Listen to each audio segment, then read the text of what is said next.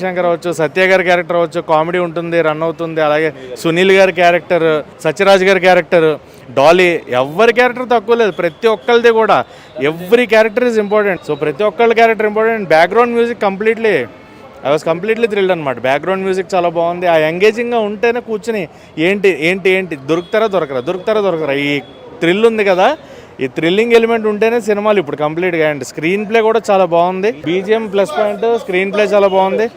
నాగేట్ బాగుంది, మంచి సీన్స్ ఉన్నాయి.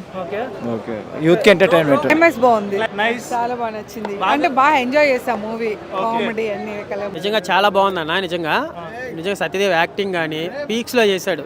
ఒక బ్లాక్ మాస్టర్ సినిమాని మళ్ళీ చూసినట్టు అనిపించింది నాకు.